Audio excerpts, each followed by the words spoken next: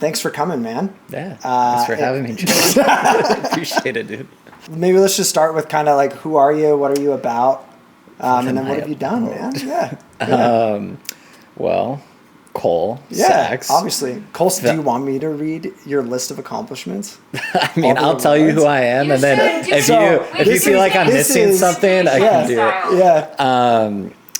Yeah, I'm a documentary filmmaker. Yep. Run a production company here in Salt Lake. Cool. Been doing this for 10 years now or so, and yeah, I think my whole entire ethos with film is just passing the mic to other people and letting them share their story and hopefully find some like shared humanity in the world through it. Yeah.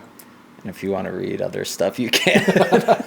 So the reason why you came to mind as the first person that I wanted, so the podcast is called People Over Products. Mm-hmm. And I feel like you embody that as a person, but then also just in your career. I feel like you're a brilliant storyteller, and we can go through, I was kind of joking about going through your awards, but for your film Second Sight, you won Nonfiction Cartel's Best Short, Norman Vaughn Indomitable Spirit Award, a Silver Telly documentary, and then you also won a Silver Telly for directing in 2020. Yep. So you are not like some guy who's just kind of stepping into this. This has been a career, and I think really where you shine is exactly kind of what I'm trying to focus on with People Over Products, is getting the story behind why people do things. I like what you said, like handing people the mic and saying, just let's share some of the parts of humanity with us. Let's kind of, just connect over what it is that we do. So how do you feel like you stepped into that as a person, and kind of what, because I mean, I think a lot of people, when they think of film, they think of Hollywood, right? And that's kind of how you got started, right? Yeah, I mean, for the most part. Yeah. I first started, I guess, in high school, doing internships out in LA with this motion picture advertising company called Intern, which was super fun. Not the boy band. Not the boy band, although that could have been sick.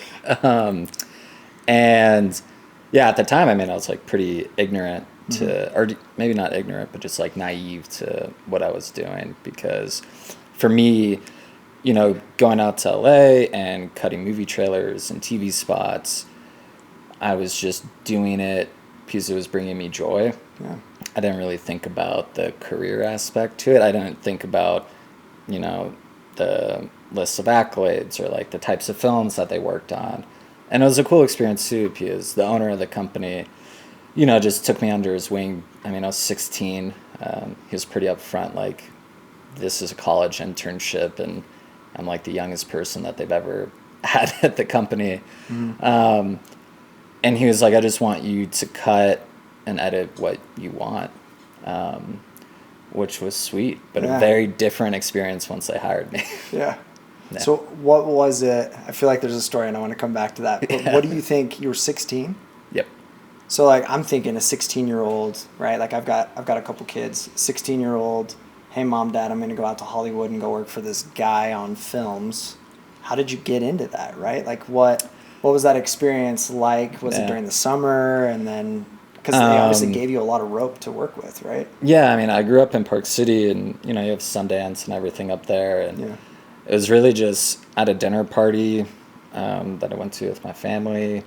I mean, I was making like ski edits at the time, and talked to this guy, Smitty. He goes by like one name, it's just Smitty. Cool. And he was like, yeah, show me what you've made. And I sent it to him, and then he offered it, told my parents.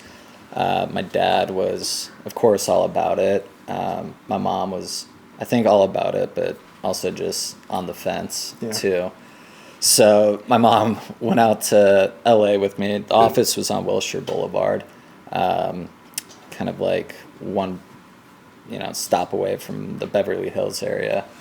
And my mom sat in the office with Smitty and me, and then Smitty asked my mom to go wait out in the lobby because he was like, this is an internship for your son. Yeah. My mom was being, you know, protective mama bear. We love your mom. Yeah. She's great. But yeah, man, I mean, again, like I was just naive. wasn't really intimidated by it. I was just excited. And the whole entire experience was so different than anything I've ever done. It was a summer internship. And when I moved to California, I lived in up in Studio City, lived in a garage on a couch, and I just would wake up every day and drive to work and then work and then drive home because I'm 16. It's like, I guess the only other thing I would do is like play basketball, you know, on the weekends. And at that point, you're just like, dude, I'm chasing my dream. Like I don't even know if I was thinking like I'm chasing my dream right now. I mean, to be honest, I think I was just like angsty, and it was just an angsty kid. So I'd be in my editing cave or whatever. And all the films I picked to work on were just films that like really resonated emotionally.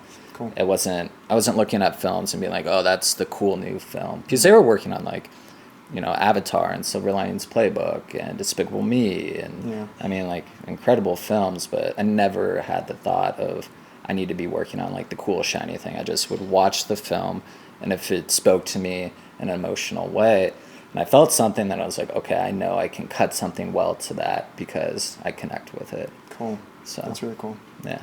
Do you feel like that has kind of carried through into the films that you pick now? Because I know, for people that might be watching it, I know you personally. Like, we're good friends. And so I think looking at your work now, I think a lot of people are like, wow, this guy does all these cool things. But a lot of your projects, even for bigger clients, I feel like they're very emotionally tied to you as a person. Like, it resonates for you. Do you feel like that's kind of a string that you followed throughout your career?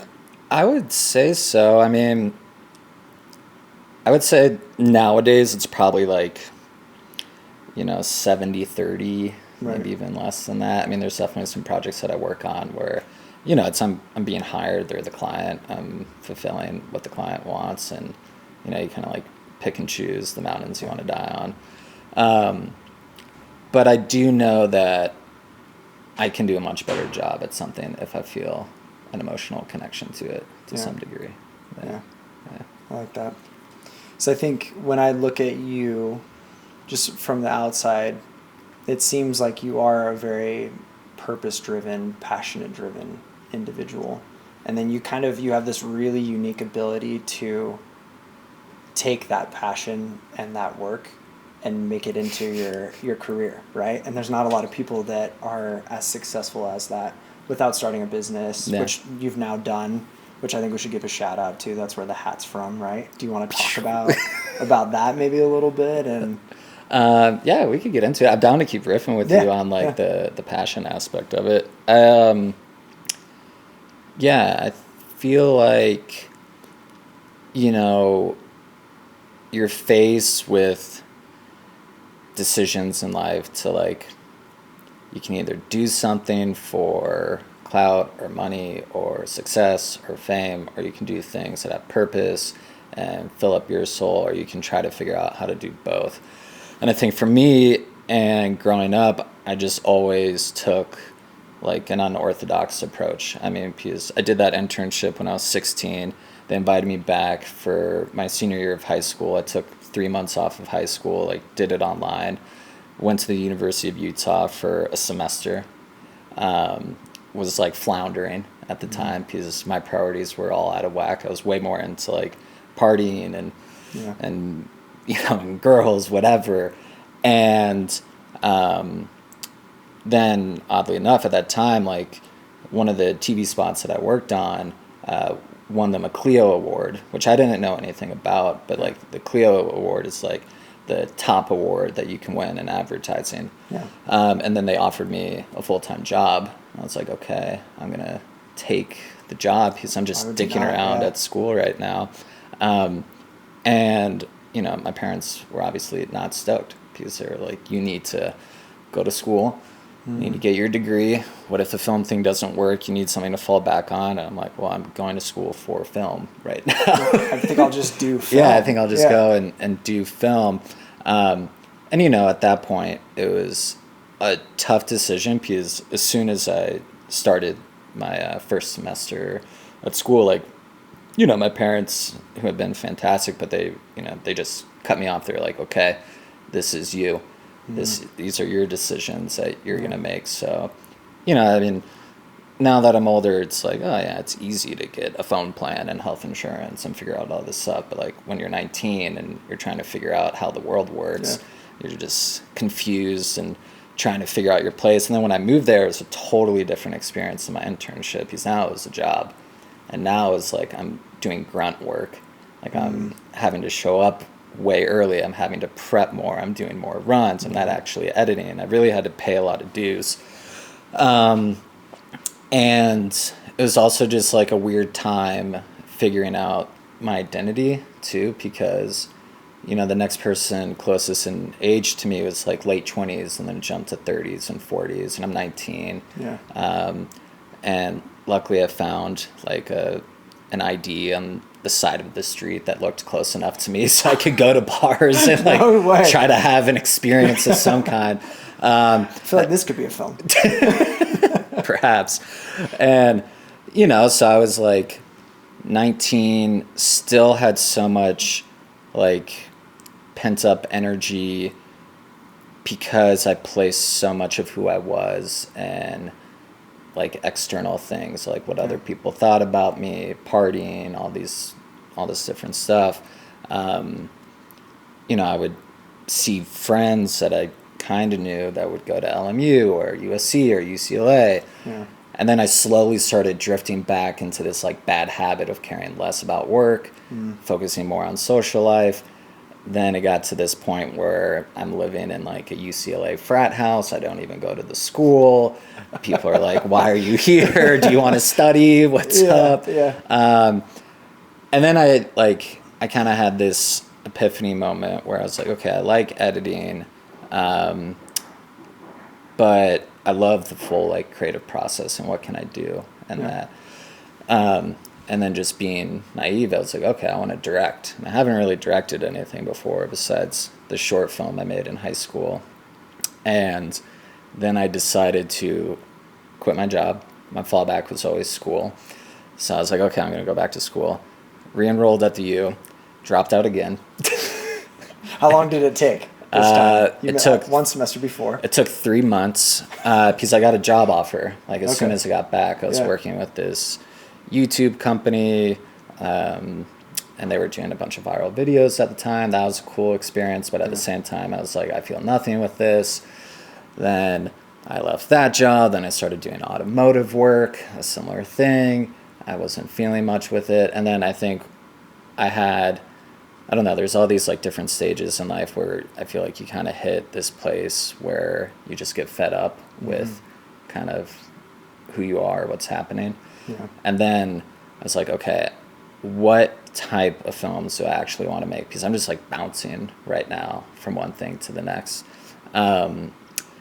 And that's when I thought about like that short film that I made in high school, which told the story of a friend of mine who lost his father in the 9/11 attacks.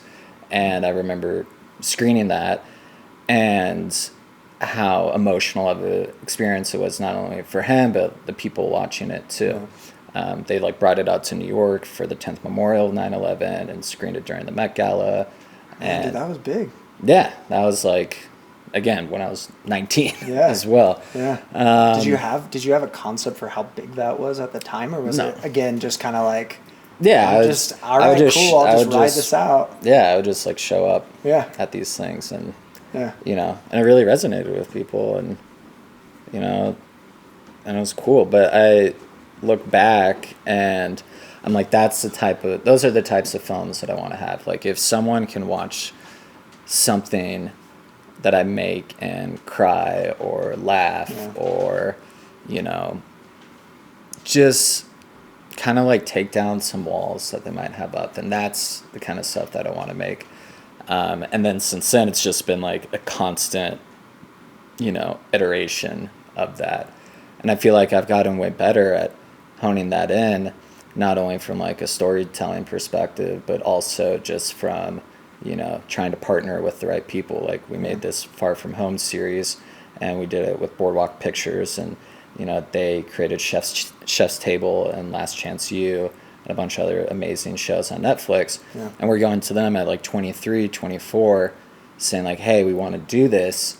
with confidence, not really understanding like the full scope of it, and they let us do it. They like gave us the keys to the car and said, "Don't crash it," you know. And that was not only an amazing time from like a storytelling perspective, but like a growth perspective of who I am, making really like forging really deep connections with friends who you know I've worked with now like for the past 8 years, and we've been able to tell amazing stories and travel and do all these amazing things together. And you know, I gave a TEDx talk about you know that as well, and yeah, I think that ultimately helped push me to figure out like what is it that I want to do from a purpose standpoint. Yeah. So yeah. So it wasn't. Tangent. I think. Thank you for sharing. I think a lot of times we want to approach life very prescriptive, or maybe it's just me, right? I think you and I talk a lot about this, where maybe it's just me, maybe it's others, but it's kind of, or it's education, where it's like, okay, I'm going to get this degree, then I'm going to get this job, and then I'm going to work, and we like to think of life as a very linear process. Yeah. But I loved hearing your story where it's kind of like, dude, I was just going. Yeah. And I just was sincere, and I led with what, like whether you call that your intuition or what, but you just kept leaning into amazing opportunities. Yeah. And people kept feeling that, like, that's what really came through for me when you were sharing the story of like, even just the phrase, like they gave me the keys to the car and said, don't crash it. Right. It's that sincerity of like, I may not be polished, but I want to do this because I feel like it's going to help people, or I feel like it's going to impact people. It's going to share this thread of humanity that's going to really resonate with people. And I think that series really did. The Far From Home series was incredible. Like I went to the screening and I loved it. Right. And I think, I don't know, there's something to that of just leaning in. Yeah, I think so. I mean, sometimes the prescriptive path works though for some people. Yeah. Not everyone. I think maybe that was kind of with your parents where they were like, all right, go to college, right? Yeah. And you were like, dude, I got this path, right? Yeah. I mean, what do you think? You're a dad. Are you going to be prescriptive, or are you going to let your kids kind of march to the beat of their own drum? That's a great question. I think some kids, I think everybody needs structure, right? You need to understand, it's like painting or sports or whatever, you need to know the rules. But then you need to let the soul kind of paint on the canvas after that. You need to know how to hold a brush. You need to know how to generally paint and do shadow and light work and art, right? You need to know how to dribble. You need to know how to be able to switch between hands. But how you do a layup, as long as the ball gets through the hoop, I'm not really going to critique you that much, right? Yeah. So fair. However you want to paint on your canvas that we call life, like I'm just happy to be here and to be able to soak it in. And I hope that you're the next Picasso, and I'll be there cheering for you, you know? Thanks, man. Yeah. Appreciate it. I think that's how I feel about everyone, right? Yeah. And I think that's this idea of like people over products is I want to focus on that. Yeah. Right? Like I want to hear the story of the artist. I think so much we get hung up on Picasso's artwork. We got hung up on, oh, this guy did millions of dollars selling this widget or this product or whatever, right? But why? What about like go ahead. What about like what from your life is inspiring you to do a people over products? I think what in my life has inspired me to do that? I think for a long time I thought that performing was kind of what it was about, right? It was just like being in the top of my class, getting all the accolades, winning prestige, winning awards, right? And I realized at the end of the day, what I really cared about was connection. Yeah. What I cared about was the people. You taught me that. My wife taught me that, right? It's like... Shout out Shalise. Yeah, shout out Shalise. But I think it's, and that's why I wanted to do this podcast. It's just, I want to connect with people. And if I can build a platform or hold a microphone up to somebody and help give them more traction, give people that are doing good things more traction in the world, I think that makes the world a better place. Yeah. And I think you feel that way too. That's why you do what you do, right? Yeah. Ford Absolutely. comes to you and they're like, hey, we want to do this project. And you're like, cool, how do I spin the human side into that? How do I make it connect with people? Yeah. Sure, the commercial's going to do great, I'm good at what I do, but I want to be able to make people reflect a little bit. Yeah, absolutely. We talk about it a lot where it's like you have to Trojan horse ideas sometimes. Can you say more on that? Well, I mean, I feel like brands and companies, rightfully so, can be, very risk adverse, especially when it comes to like storytelling and content. There's like so much content out there nowadays, and it can be expensive. And how do you justify it? It's hard to measure. Is it just off of eyeballs? Is it trying to like quantify how watching this can lead to sales? Mm-hmm. Is it employee retention? And so it's just hard sometimes to convince people. But what I've found, and it's unfortunate, is like you could go to a brand with this really beautiful story, but if it isn't pushing product, then they don't really want it. So we always talk about like how can you Trojan horse an idea? Like there's that, what you're wanting to do is tell this like really amazing story, but how can you package it in a way that is like shiny and sexy for a brand or for a company, to get them to bite or support it. And not all brands are like that, but there's definitely some who, they're just focused on the dollar and they really want to make sure that their investment is a worthwhile investment. And I mean, you can just kind of like read the room and feel it out and see kind of what the intention is there.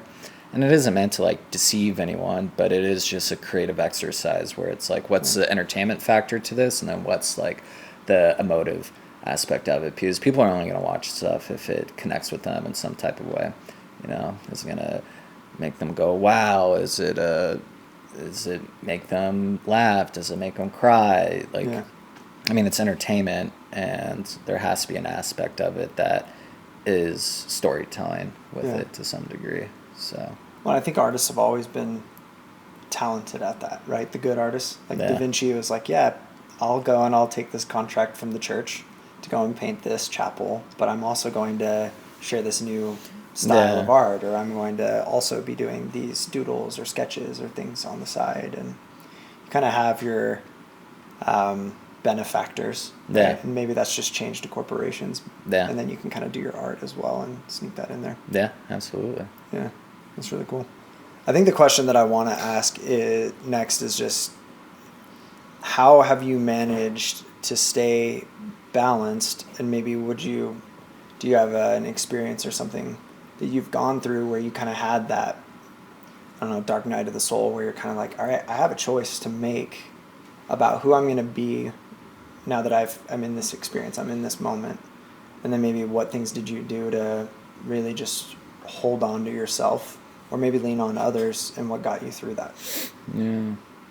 I mean, I don't necessarily believe in, I feel like balance exists, but it's like, for me, it's more of this window that I operate within, and I like kind of bounce up and down in it.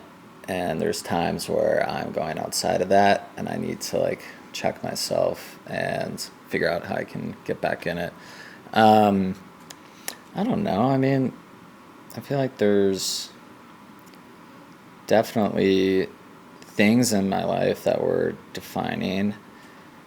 I'll just rattle stuff off, and if you want me to go deeper in any of them, I can. But like, growing up, I dealt with like a lot of bullying for sure, which is funny because it's like I'm 31 and I still remember like it was yesterday, the bullying and stuff.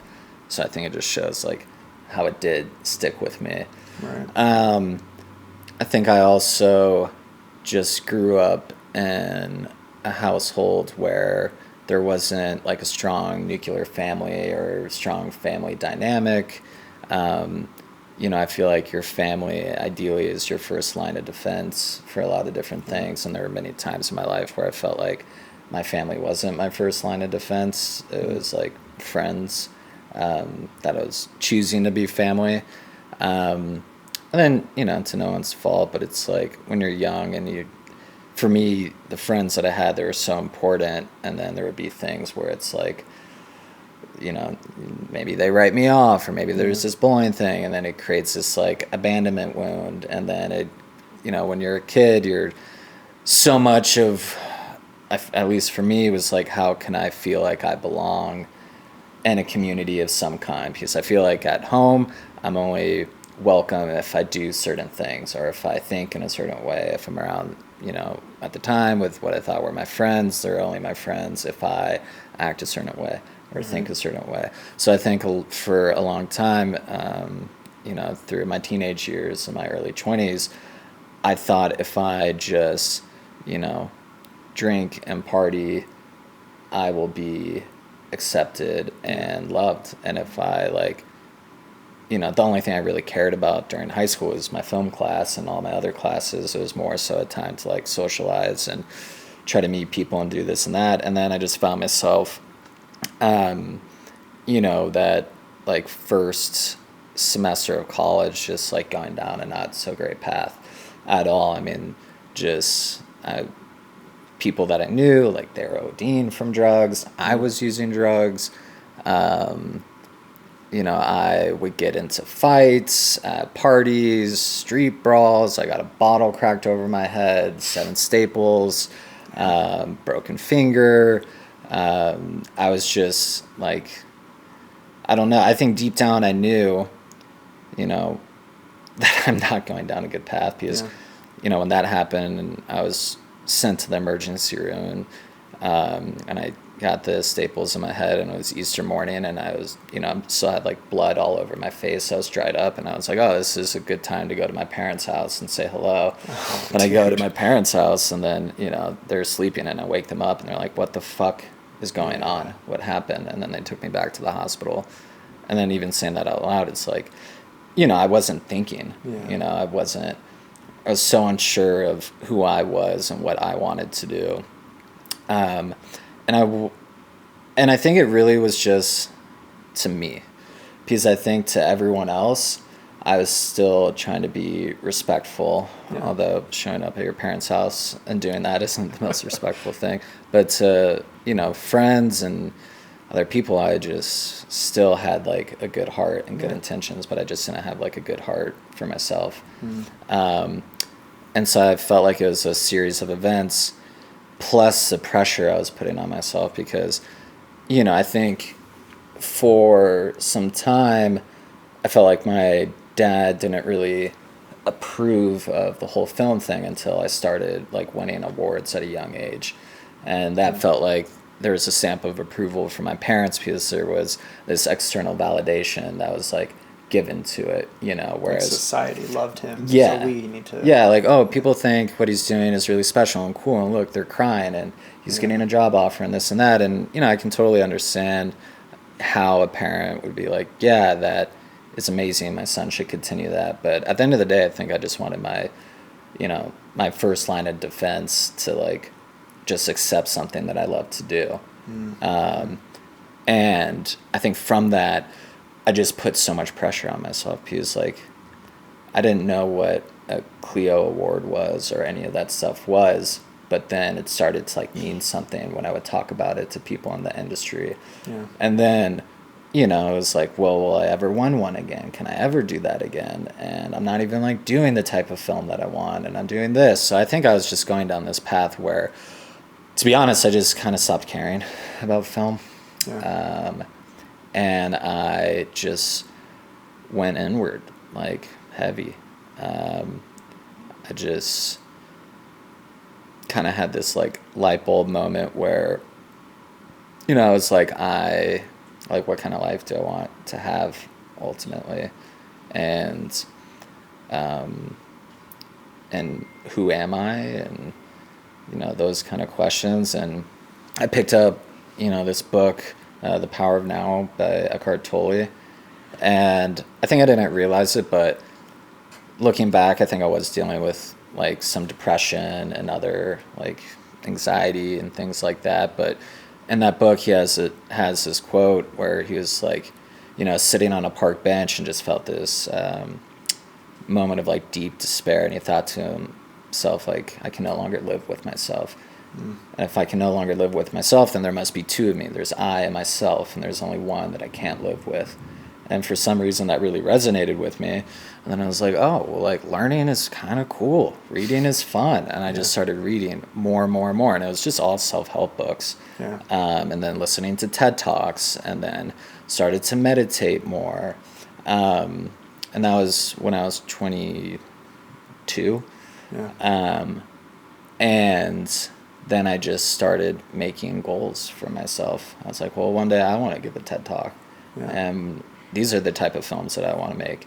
And then I just went and did it and became like probably overly obsessed with it. Yeah. You know, I didn't realize it, but like the type of obsession I was going down was me kind of like reframing my own identity around my career to some extent, which later in life I realized that in itself is not a healthy thing to do, but it is what I needed at the time to like get on a path that maybe didn't have purpose for other people, but it had purpose for me ultimately, so I could pull myself out of what I was going through then. Yeah. So I like the way you said it, where it allowed me to get on a path. Yeah. Because I think one of the most destructive things is when we don't have a path. No. Humans need some objective. They need something to be working towards, right?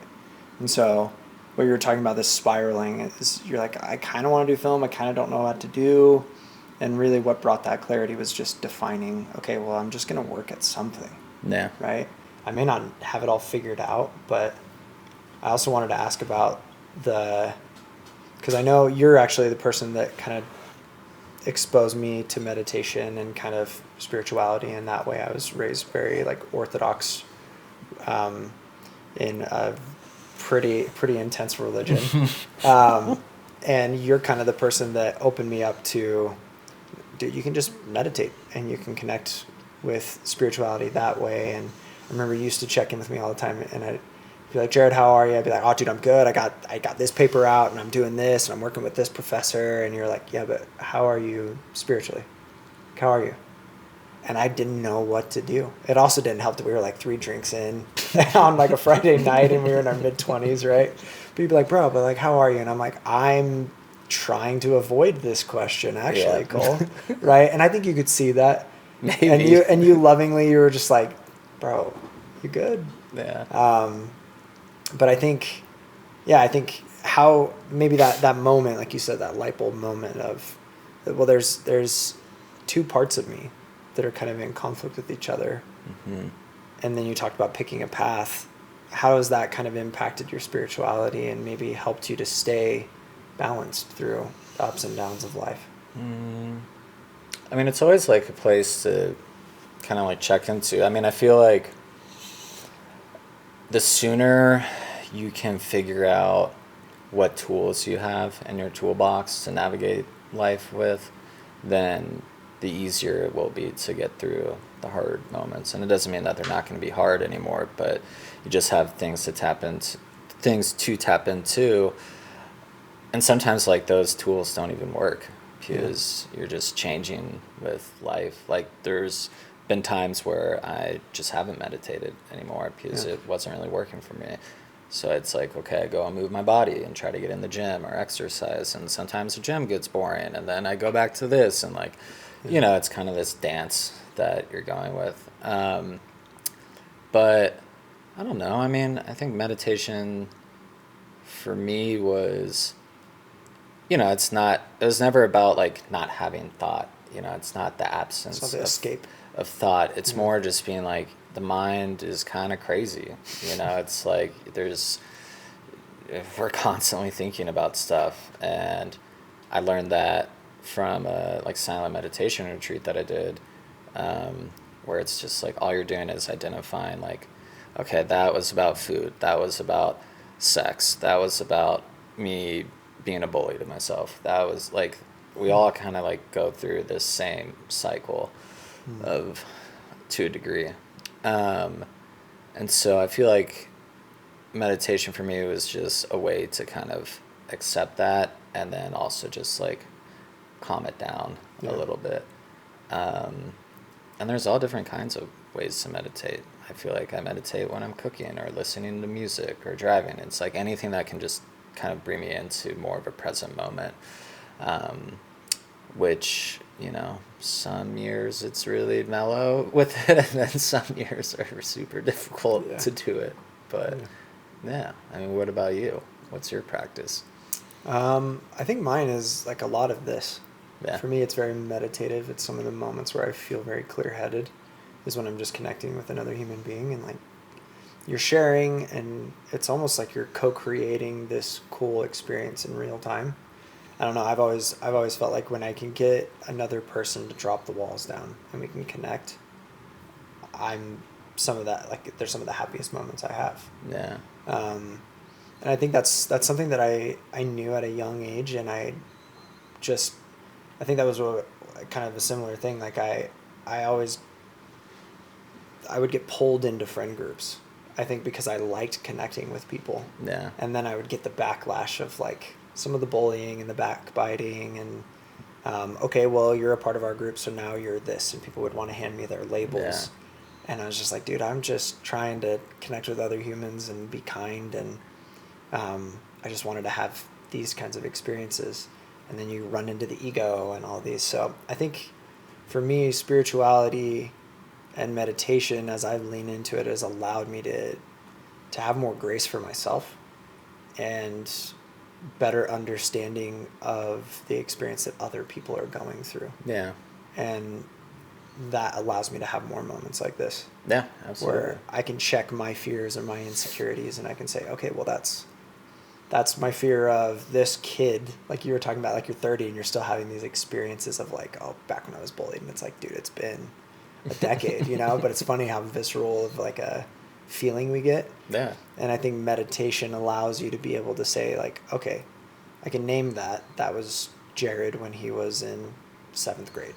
Yeah. That was Jared when he was in 10th grade. And that's not who I need to be now. And I don't need to put that label of this person because I think they're the same archetype as this person that I'm sitting with right now. Yeah, absolutely. I think so much of it is just like vulnerability. Yeah. You know, Brene Brown has that really awesome TED Talk on the power of vulnerability. Plug Brene Brown. Plug. And, you know, I think a lot of times we are scared to be naked and to be seen, flaws and all. And we're scared because not of maybe what yes, of what other people think, but ultimately it's a reflection of like what we think about ourselves. Yeah. And sometimes it's scary to like be honest with how we think about and feel about ourselves, and so we mask it in a lot of different things. But in reality, everyone has that type of experience, and I think people connect more openly when they know other people are being their real selves, and like scars and all. And I feel like that is the same when it comes to the films that I make or with brands that I try to work with. You know, I feel like, you know, when you have Fortune 100 companies that like make money they make so much money that it is worth more than the GDP of some countries. Yeah. Then there should be some type of purpose or obligation from companies to give back or support the communities that they're ultimately selling to. And I think a lot of people nowadays are connecting with more brands that are just more authentic and more vulnerable. And you know, vulnerability doesn't have to just be like, look at my scar. You know, it can be like, let's look at how much joy this brings me. Or like sharing joy or sharing hope, sharing those different things. And, you know, I don't think every single brand under the sun needs to do it, but there's definitely a good amount of brands that are in a position to be a platform for a lot of change. And ultimately it's like, I guess, you know, that's kind of the question you're posing with like people over products, where it's like, how can you encourage more C-suite executives and decision makers to, you know, partake in that, even if it's just like 1% or 2%. Yeah. And to start that. And I've been fortunate to like work with some really great brands that do care about that stuff. And that ultimately gets me excited and more fired up to work on a project. And then, you know, I'll spend way more time on it.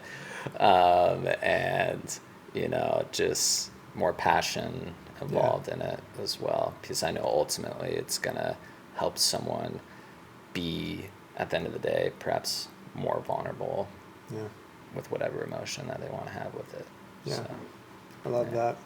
We have a quote where Shalise just put it up like on our kitchen, but what is it? Quote was, "You get stronger in proportion to your willingness to look at what terrifies you." Yep, absolutely. Yeah. What terrifies you? No, No, it's been recording, bro. I think I don't honestly remember where I got this quote, and I do this a lot, and I should be better at this, and my wife reminds me to do this, and then I don't, which is why I'm also kind of trying to lean more into this, where I'll find these quotes and these little nuggets that I just want to share, and I'll just write them down on like a scrap of paper, and then they just float around, and she's like, "This is really cool. Like, why?" And I'm just like, "I don't know. I just wrote it." But I think the thing what terrifies me is being vulnerable and being seen. And I think I, for the longest time, wanted to be excellent at something that involved me not being in the limelight. That's why I wanted to be a scientist, or I wanted to be a doctor, or I wanted to whatever. And I think that comes from my upbringing of this Puritan kind of Orthodox Christian, beliefs of well, you need to be humble. Don't be too loud. Don't be too, arrogant. Don't push too hard. And so it was kind of well, society accepts these as careers that you can push really hard at and be exceptional while also not being too over the top, right? When I was a kid, I was like, I want to be a freaking rock star, like probably every kid, right? Yeah. But now it's kind of, what terrifies me now is putting myself out there, leaning in, challenging myself, doing something that I've never done, but I've just, I've had this idea for this podcast for years. It's been on, I've got a list of different things, right? And this year's just kind of been a year of a lot of change. And so it's been just dude, just fuck it, try it. Get your friend up here. Let's try it, see where we're at, and see if it still terrifies you after you do it 10 times, And if it gets more energy, it gets more energy. And, oh, how are you? Or I'll ask you all the time. I do this to Shalise too. I'll be like, you okay? How are you? And a lot of the people that know me and love me are starting to learn that it's how are you though? That's actually the question you should be asking. You're trying to not talk about you. So, it's good. Accurate. It's good. Boom. Episode 1, baby. Let's go. Cool. I love that. Good job. How'd that feel? Felt great. Yeah. It was awesome.